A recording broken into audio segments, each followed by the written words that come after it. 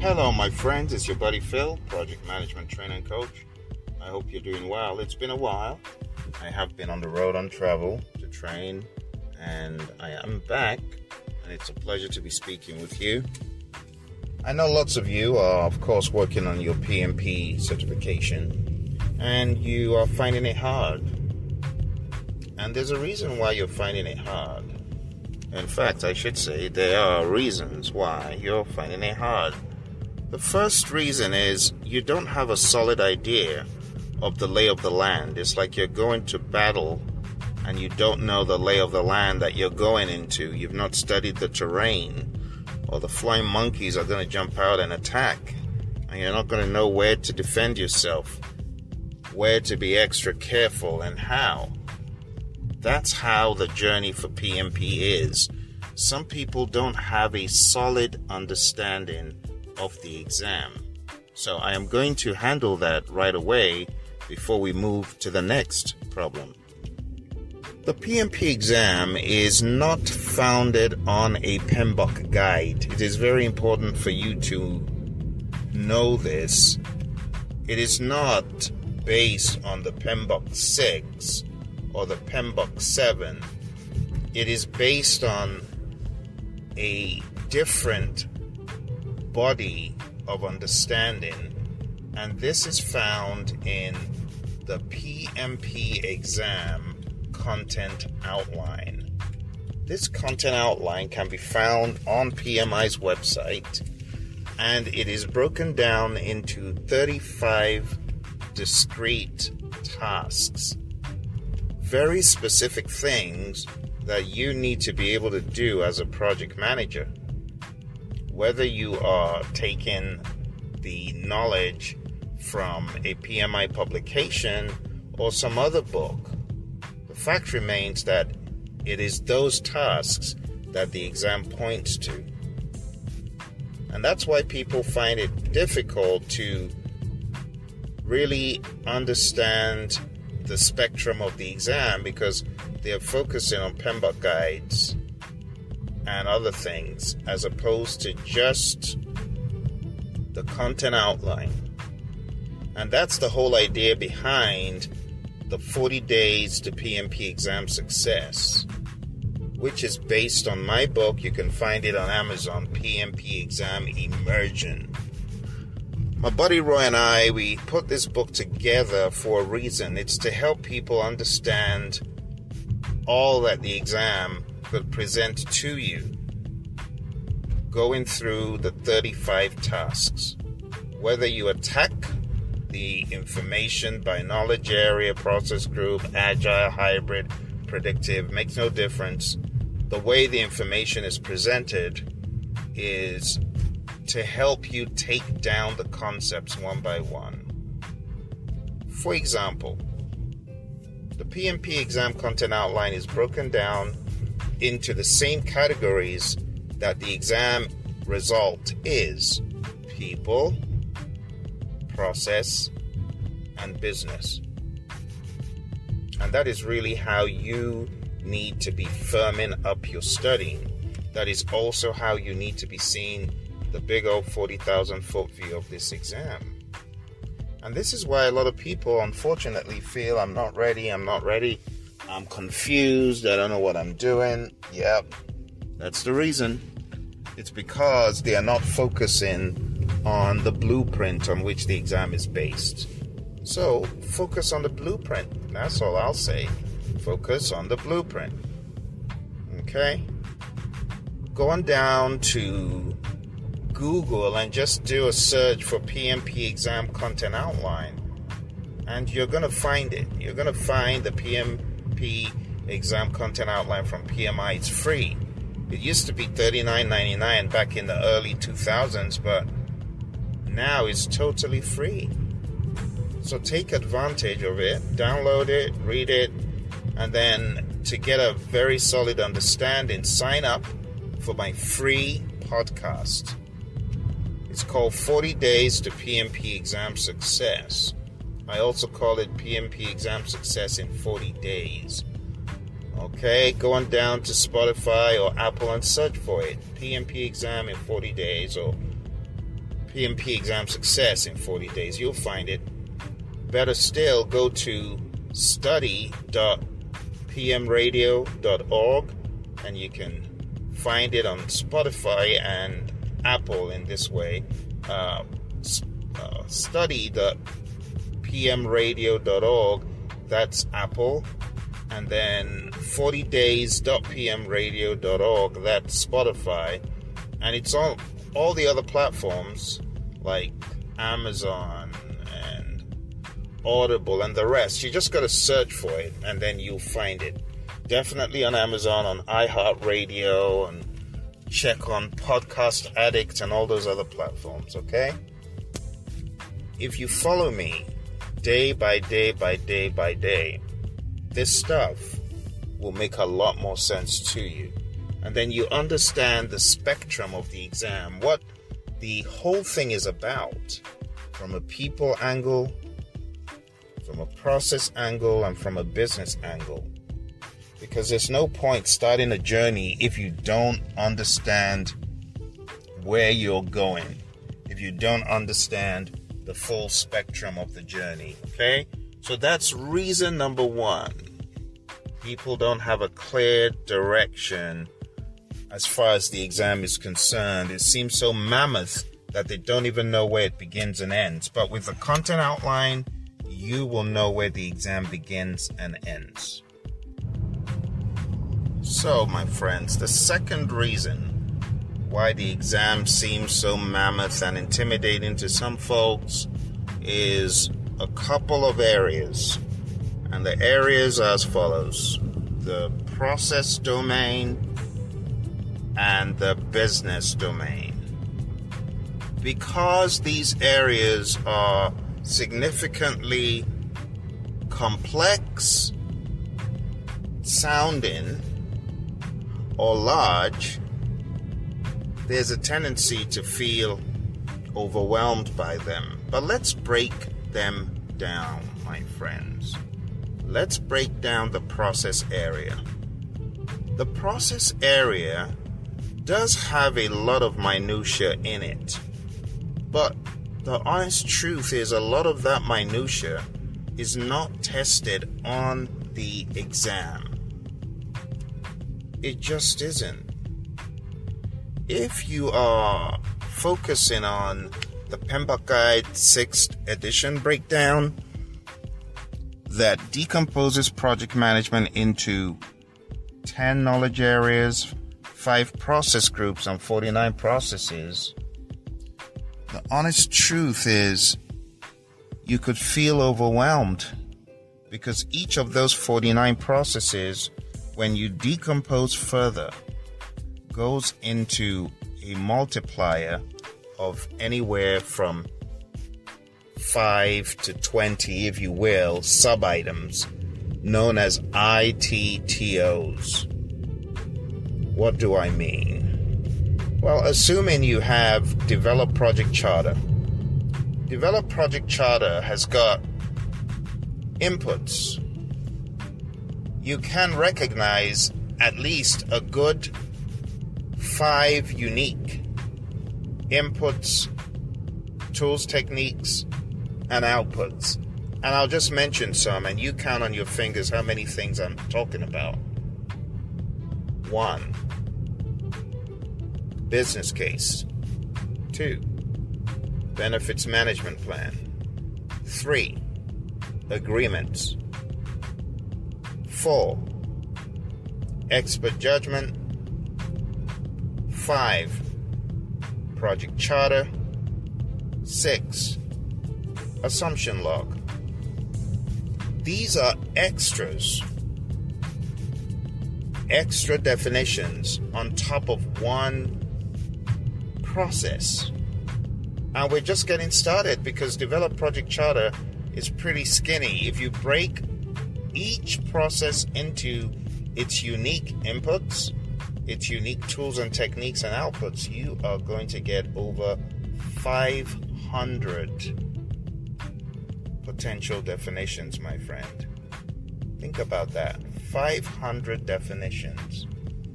The exam is not going to test you on those 500 definitions. Not in the least bit. It just isn't. The exam is going to give you some rather large overarching themes. For example, there's going to be the theme of change.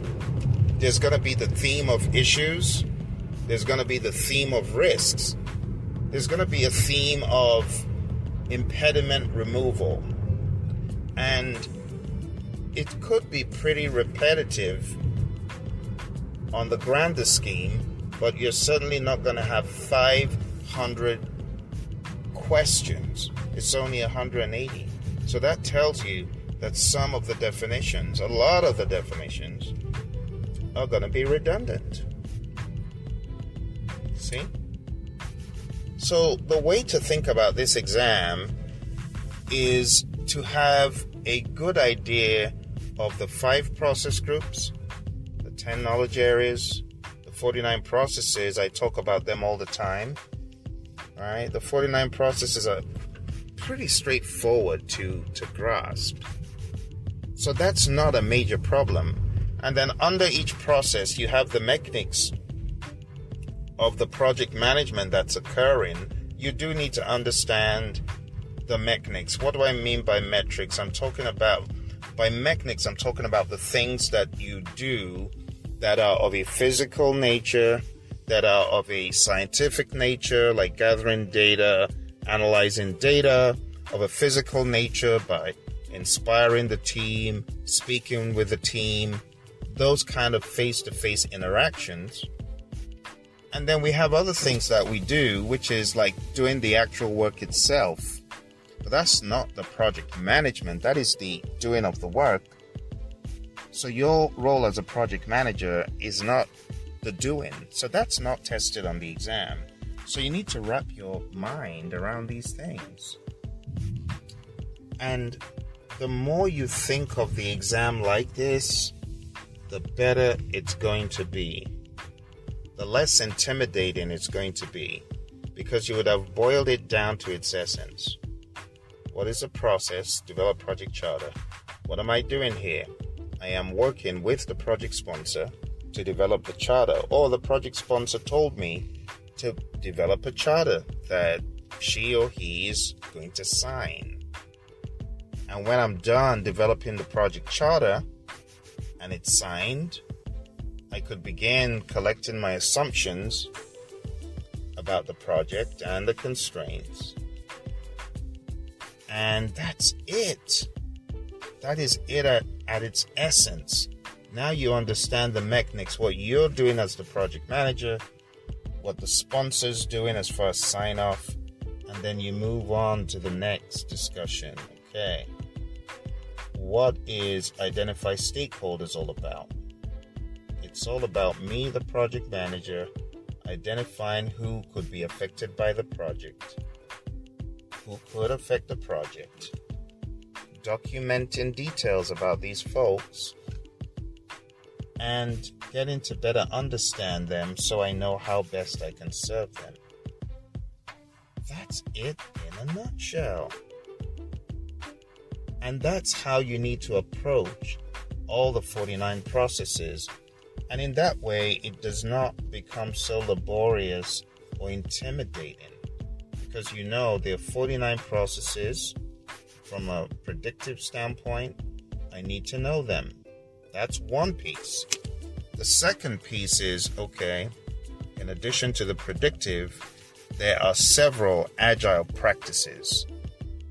And I need to know the various practices which are well documented in the Scrum Guide, the Agile Practice Guide, and other documentation.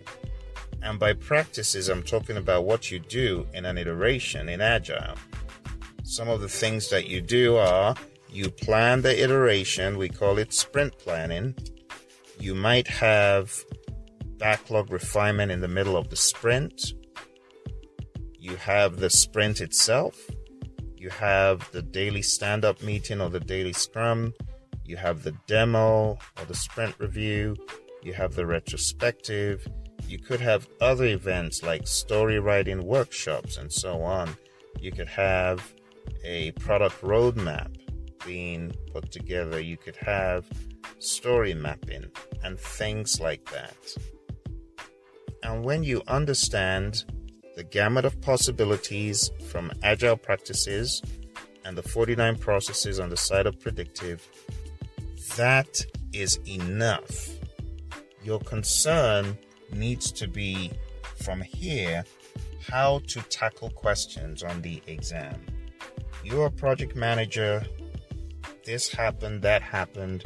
What should you do next? You need to get used to seeing so many what should you do next questions that you're so confident about yourself going into the exam. You see what I'm saying? The problem is a lot of folks, they haven't seen enough what should the project manager do next scenario. So they are limited in their scope of understanding. You need to see something happen from a scope perspective. What should the PM do next? The project scope increase. What should the PM do next? Or the project scope has been requested for change. A change has been requested in the project scope by a stakeholder. What should you do next? Should you just do it? Should you check out the impact? Of course, always look for the impact. But again, there are other things that you might do. So you got to know the full spectrum. You know, someone has requested a schedule elongation. What should you do next? The cost you've gone over budget. What should you do next? Quality is being compromised or has been compromised by a team member. What should you do next? Resources that you were promised were not made available, and now you have a resource shortage. What should you do next? The communication plan isn't working. What should you do next? Now there's an event that occurred out of left field that you never saw coming. What should you do next? You getting the idea? All of this, what should you do next? What should you do next? You're going to get that from a risk perspective, from a procurement perspective. A vendor didn't deliver. What should you do next? From a stakeholder perspective, stakeholders acting weird all of a sudden. They're not engaged. They're being violent. They're being aggressive. What should you do next? And if you're able to rationalize, what should PM do next? What should PM do next? And you're able to take those down, you are on your way to killing the exam in a good way, acing the test. Okay, so with the process piece, that concern is taken away. With the business piece, you need to get good with the business piece. And I have to be honest, the only way I know that you can cover every single base is by taking a look at a book that was written for that purpose. And when I wrote the PMP exam immersion book with my buddy Roy, we put our heart and soul into the business chapter. Everything you need to know from a business perspective, the business mindset, business case, benefits management plan, the benefits register, from an agile perspective, from a predictive perspective, all these terminologies, it's all there in the PMP exam immersion book. And you can find that on Amazon. And to be quite honest, that book is not just a book for PMP. That's a book for PM life. That book will take you all the way. The stories in that book, the pragmatism in that book, it stands the test of time because it's not based on any one PMBOK guide. It is based on an agnostic view to project management, predictive, agile, hybrid. And then we go into details to help you better understand the business area. So if the business area tasks are making you feel uncomfortable, I would highly recommend that book, my friends. So as far as business is concerned, to get it down pat, my friends, that's what I would recommend. But I will also give you some alternatives. The alternative, as opposed to getting our book, is to read far and wide across many different books. But still, you wouldn't get the full picture as we present it. You'll have to kind of piece that together. So the books are the PMBOK Guide 6th edition, page 7, page 30 to 33, and also the Agile Practice Guide, page 14, with a Stacy model to better understand how the world of business spans across, be it agile, predictive, hybrid, those ideas. Understanding what flexible contracts are about on pages 77 to 78 of the Agile Practice Guide. Understanding the real essence of benefit. What is a benefit? Understanding the concept of boundary spanning, which is one individual or several in an organization being responsible for scanning what is happening in the marketplace and bringing an understanding of that back in to the firm to better fine-tune the projects one is working on, to be able to cut out the crud and just focus on the most important projects that are relevant to what is happening in the marketplace by way of market demand and so on. In addition to this, I would also advise reading PMP 7, the chapters before the principles, so that's chapter 1, 2, and the details about the product life cycle. I think that will give you a good understanding of the world of business. I would also recommend just searching your electronic copy for mentions of governance and compliance and things like that. And those words, governance, compliance, marketplace, benefits, value, when you put all of this information together, you begin to get close to the picture that we paint in our book PMP Immersion for the business area. The business area is the reason why it's all disjointed and peculiar is none of the PMP guides was written for that purpose. It's not written like a business document. It's not written to give you an idea of the business elements. And to help you a little bit more, I'm going to set the pace for you because I know it's an area people struggle with. I'm going to set the pace by reading the beginning of our PMP Immersion book to help you understand this business area at a very high level. All right, so I'm opening up my copy of the book.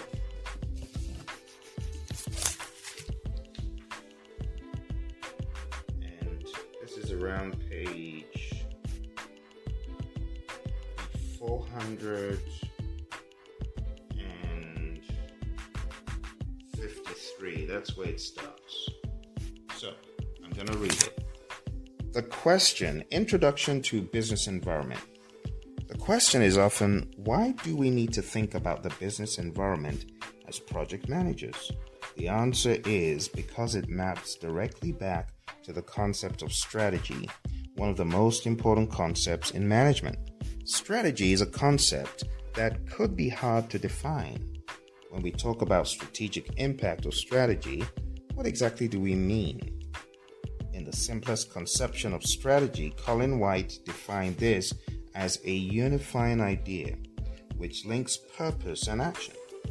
He goes further to say, strategy in any course of action for achieving an organization's purpose. Strategy is any course of action for achieving an organization's purpose.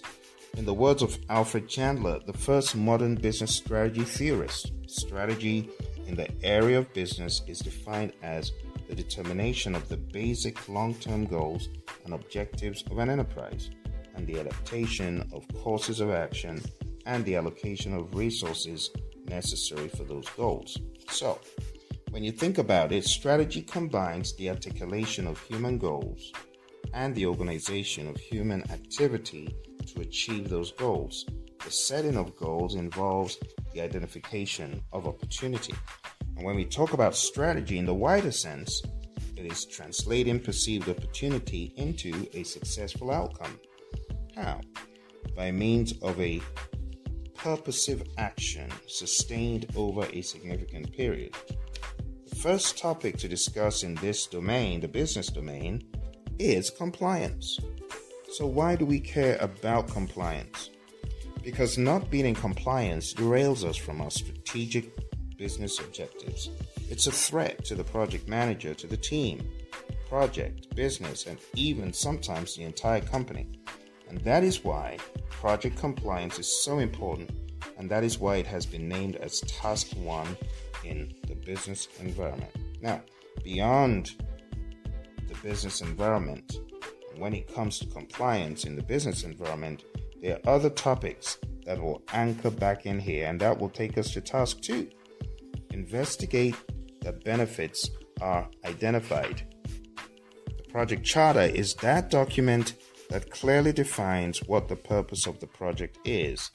It establishes the project is indeed authorized. While we are working on this project, who is authorized to work on it? What is the high-level scope of the project? What are the high-level risks? What is the summary milestone schedule, and so on? The other 2 tasks in the business domain are very strategic and overarching guidelines of a solid strategy for portfolio, program, and project management. Through the business domain, though it seems minuscule, being just 8% of the exam, it could be viewed as very substantial if someone is hanging in the balance score-wise.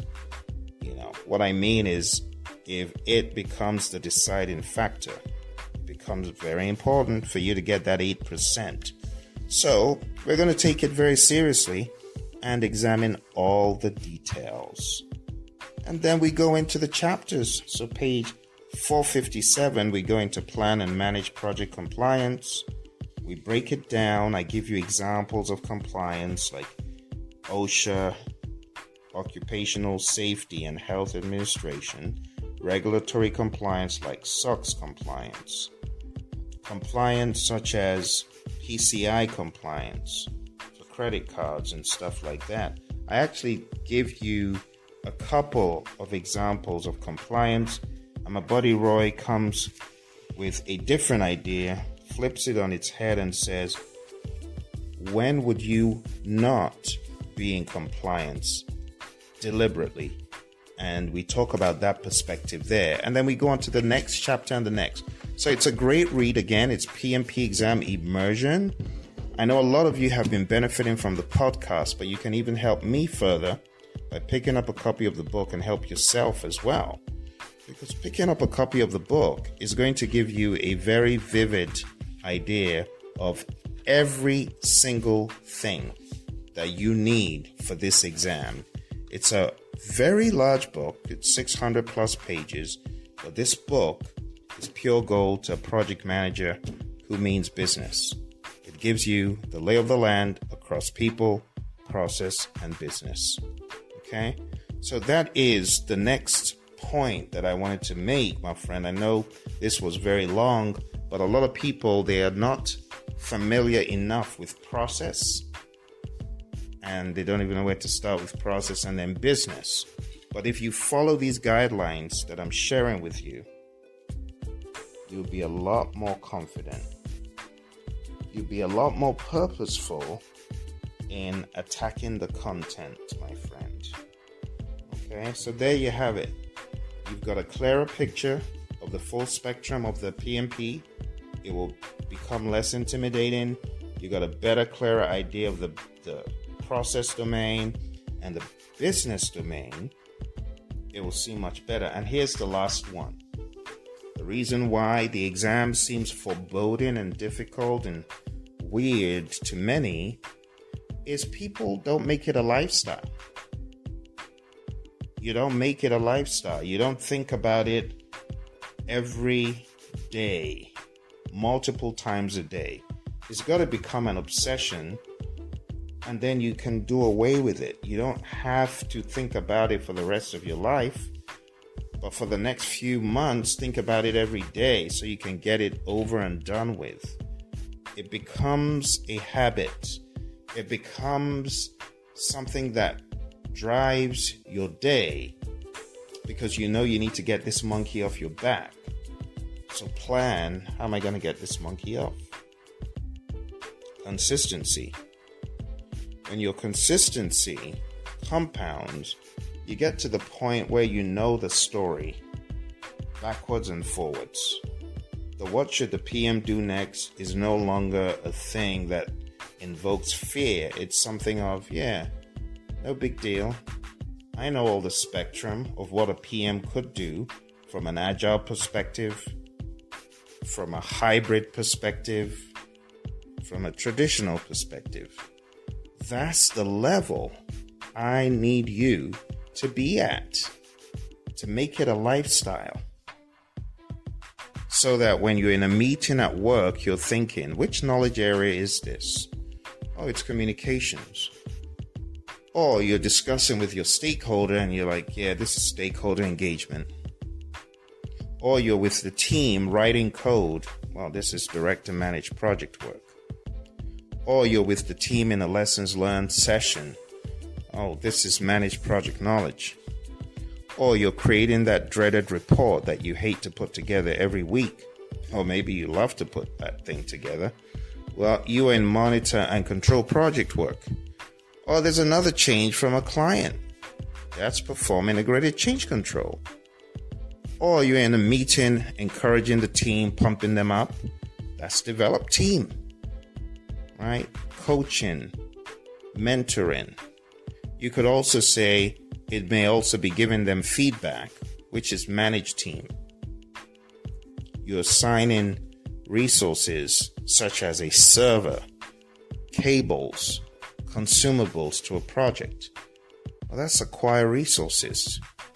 So, my friend, wherever you are, make it a lifestyle. Just ask yourself, what am I doing? Oh, we're in a backlog refinement session. That's the end of that one. I'm in a daily scrum. I'm in a stand-up meeting. I'm walking the board. I'm in the stand-up meeting. I'm working on some quality issues. Well, this is the daily life of a PM or the daily life of a scrum master to remove impediments, obstacles, and blockers. You see what I'm saying? This is the mindset, my friends. Make it a daily thing, a lifestyle, a mindset. What am I doing? You're driving down the freeway. There's a loony behind you and you move out of the way because they're flashing their lights and blaring the horn and acting weird. So you move out of the way.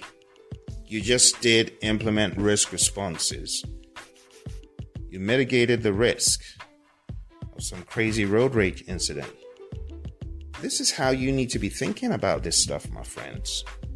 Organically, daily, as a lifestyle.